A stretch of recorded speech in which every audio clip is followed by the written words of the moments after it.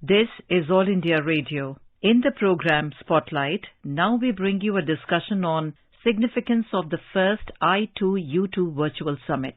The participants are Anil Wadhwa, former diplomat, and Simran Sodhi, journalist. Today we are discussing the first West Asia Quad Summit, which takes place with Prime Minister Narendra Modi participating in it virtually with three other world leaders, that is the leaders of US, Israel and UAE. And we also see that this is a unique forum which brings together the leaders from the Middle East, the US and India in a grouping together where economic partnership will be strengthened and food security issues among others are likely to be raised. Ambassador Wadhwa, when you see the summit which is going to take place today and we see that the main areas are strengthening the economic partnership in trade and investment in our regions and beyond, how significant is this summit? I think this is a natural culmination of a meeting at the level of foreign ministers, which happened in the context of I2-U2. And earlier, this grouping has already identified 6 mutually identified areas to work on, such as water, energy, transportation, space, health, and food security. So at the summit, we'll take this forward. All in all, I think it's taking this relationship between the 4 countries to an altogether new level. There would be many more initiatives which will be forthcoming going forward as the countries move into specific areas of cooperation, and it will also involve then working with other countries in the region. Ambassador Wadhwa, when we look at the West Asia Quad, we also see that unlike the Indo-Pacific Quad about which we have discussed a lot, and the one common factor which seems to bring together the Indo-Pacific Quad has been the challenge from China. Whereas if you look at the West Asia Quad, as UAE Foreign Minister also said, that there seem to be special bonds that distinguish relations between these countries, and that is what is bringing the West Asia Quad together, and that is also what explains the significance of this. The Indian External Affairs Minister Dr. Jaishankar has also noted that UAE, Israel and the United States are India's closest relationships, and these close ties make the 4 countries more willing to work together. Do you feel that the fact that we have these 4 countries which are willing to come together, work together, also kind of marks India's presence, not just now in the Indo-Pacific, but more in a global sense? If you recall, conceptualized during a meeting of the foreign ministers in October 18 last year, then we've seen that India's bilateral strategic ties, which each of the other 3 countries are on upswing in the past few years. I think there are a number of common areas of mutual interest to strengthen the economic partnership in trade and investment in this region and also beyond. I agree with you that while there is no common strategic binding factor like China, which is important here, but at the same time, the trade and economic partnership in the region is the glue which binds these countries together. And the projects that they undertake can serve as a model for economic cooperation and offer opportunities for the businessmen, for their workers, etc. in the region. In fact, a country like Israel also sees this as a very significant development because of the presence of India, which it feels can help to enhance and expand the scope of the Abraham Accords, bringing in new countries. Israel feels that India has the ability to push others by saying this is in the interest of the world. And also, the Abraham Accords have been building on this potential of regional cooperation beyond the Middle East, especially on energy, technology, and economic issues. So, India's presence in this grouping becomes that much more important. Also, another issue that has come up since the last foreign ministers' meeting leading up to this summit is the fact that we now have a new challenge in the form of Ukraine. There is an energy and food crisis which has arisen as a result of this conflict. And countries like Israel are working with Greece, with Cyprus, etc. on natural gas pipeline projects, which will also have consequences in the context of what the I2-U2 discusses. Because adding India in the new situation where Israel is emerging as a bridge between Europe and India, another big trading partner in the whole context, this will be quite a game changer. Ambassador Wadhwa, many analysts have pointed out that the West Asia Quad, it works because it brings together 2 key economies of the Middle East, that is Israel and the UAE. And then what you have in addition is a more assertive India and the United States, which is a global power. Do you feel that the significance of the West Asia Quad also lies in the fact that it has an economic strength to it, that the underlying strength of the grouping is the economic strength? Yes, I think that what it brings is not just the economic strength, but also the innovative aspect and the technological aspect, which is important in the context of all these countries. As you know, India is emerging as a startup hub of the world. It is also moving pretty fast in terms of digital economy. And you have Israel and then you have UAE, both of whom are laying a lot of stress on cutting edge technologies and technologies for the future because they want to build their economies on the basis of these trends going forward. Again, I think the I2-U2 offers, along with the Indo-Pacific Economic Framework for Prosperity, a sustainable alternative to China's Belt and Road Initiative. Countries in the region will definitely have an alternative to look forward to and to emulate going forward. Integration of Israel into the region can be helped with the presence of India. So there are many motivations behind the summit happening. Actually, I would call it a geopolitically important event where it's not just the economics of it, but also the political side of it, which will all come together. Mr. Vajra, we've also seen that if we look at the four members of the grouping, the UAE is already one of India's top trading partners, just behind the US, China, and the European Union in terms of trade volume. Bilateral trade between the two countries was $59 billion last year. And if we look at the Israel-India partnership, we see that is also a very robust partnership, where Israel is one of the top three suppliers of defense equipment to India. Today, 43% of Israel's arms exports are sold to India, and India's bilateral trade with Israel is currently at $4.14 billion, and it is expected to grow in the coming years.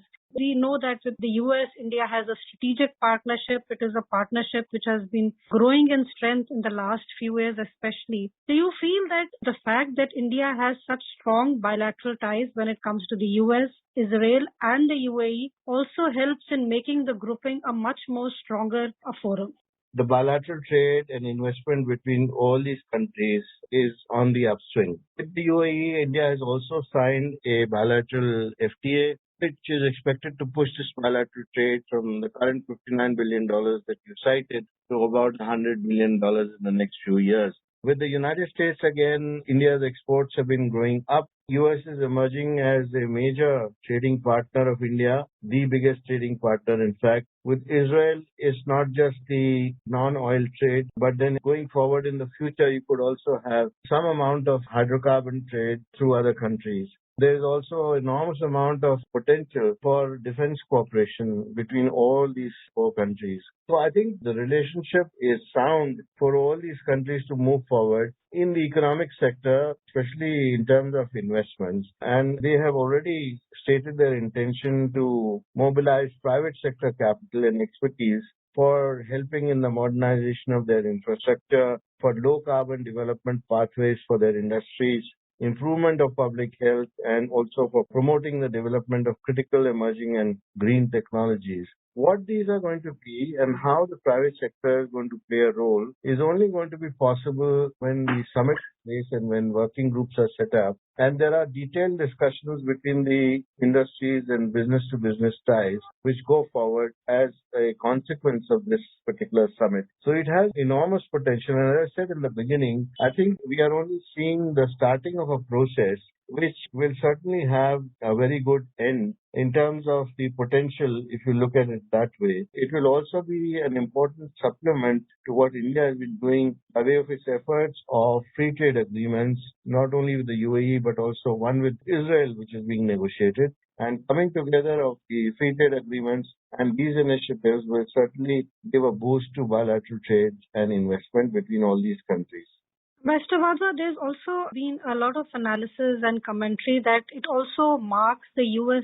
return to being a leader in the global policy. If we look at President Trump, where we saw a retreat by the U.S. on the world stage, President Biden's participation, which we saw earlier in the Indo-Pacific Quad, and today the summit, which brings together the Middle East, the U.S. and India. Do you also feel that what we are seeing with President Biden being so active in both the quads, that we are seeing a return of the U.S. to leading the world or being an active participant in the world when it comes to global affairs, something which is different from what we encountered during the Trump presidency? I think it's very important for the United States and its leadership through its initiatives like I2-U2 and the Pacific Economic Framework for Prosperity to offer countries a suitable alternative to China's Belt and Road Initiative. Therefore, because of that and the presence of President Biden during this trip, which is also in any case a very interesting and very important trip because of the contacts which are happening with the Saudi Arabia, for instance, and the meeting which has taken place in Israel. And historically, he has flown from Israel into Saudi Arabia. And the discussions that will happen in terms of the strategic fallout of this future JCPOA and Iran, etc. in the region, all this will make very interesting reading and interesting results to follow as far as the United States is concerned. So the United States is actually banking on this particular summit to come out with something positive for the region, which will send a good signal. And as you said rightly, will indicate that the United States has not lost interest in this region of the Middle East, that besides its pivot to the Indo-Pacific, it is also still engaged with countries of the region. And it's important for the United States to remain engaged with both the Middle East and the Indo-Pacific region. Mr. Vadva, we also see that this is the first time the members of the grouping will be meeting at the heads of state level. Until last year, the meetings were held on the foreign ministerial level, and it is likely that the summit will also discuss the war in Ukraine, the Iran nuclear war, and the rising inflation that we are seeing globally. And the Ukraine war is something which we have seen had its shadow on almost every summit that has happened in the world of late. How far do you think does the Ukraine crisis impact the summit and its members? So certainly, I think the global food and energy crisis arising of the Ukraine conflict is going to figure prominently during this summit. The reason is quite simple, that food and energy crisis and prices have driven inflation around the world. Many of the US allies in the region are facing a crisis. We've seen South Asian countries such as Sri Lanka, for example, reeling under this crisis. And this is only going to grow in the future. And as long as the war drags on, we will see that this crisis will further deepen. While on the one hand, there is an attempt to ensure that grain supplies from Ukraine and from Russia restart again, and a compromise is found. But at the same time, the United States, along with its allies in the Middle East and Israel, along with India, which is emerging as an important player in the region, can contribute to amelioration of this crisis, becomes an important point to talk about. Mr. Vadla, we also see that 6 areas of cooperation have been identified by the countries mutually, and the aim is to encourage joint investments in water, energy, transportation, space, health, and food security. And the countries will look to modernize infrastructure and explore low-carbon development and improve public health, and also the development of critical emerging and green technologies. So looking forward, how do you look at the significance of this grouping coming together, especially when the areas listed out for mutual interest are things that involve not just the 4 members, but in a way the entire globe? I think a good beginning has been made by the identification of these 6 main areas of cooperation and then the mobilization of capital, in fact, for infrastructure, for low carbon development pathways, for industries, for public health, and also for the development of critical emerging and green technologies. Now, all these countries are very favorably placed to work on these issues. They're already doing so in different groupings. India or the United States, for example, are doing that in the context of Indo-Pacific Quad already. And they're not new to these areas of cooperation. What these areas offer, however, is an alternative to what can happen if there is no other player in the region. And the United States, by bringing together a coalition, so to speak, of like-minded countries, is offering an alternative to the Chinese BRI in the region. By doing so, there is now an alternative that these countries have, and also it will, as I said earlier, encourage more and more countries to join the Abraham Accords, to align with policies of the United States, Israel, and the UAE who are working together. And in the coming days, we will continue our discussions on the West Asia Quad and India's participation in it and the outcomes from the summit. With these comments, we'll bring today's discussion to an end. Thank you. Thank you. You were listening to a discussion on significance of the first I2-U2 virtual summit. The participants were Anil Vadva, former diplomat, and Simran Sodhi, journalist. This program was produced and presented by the News Services Division of All India Radio. You can listen to it on our mobile app, News on AIR. This program is also available on our YouTube channel, News on AIR Official. You may email your opinion about this program at airnsdtalks@gmail.com.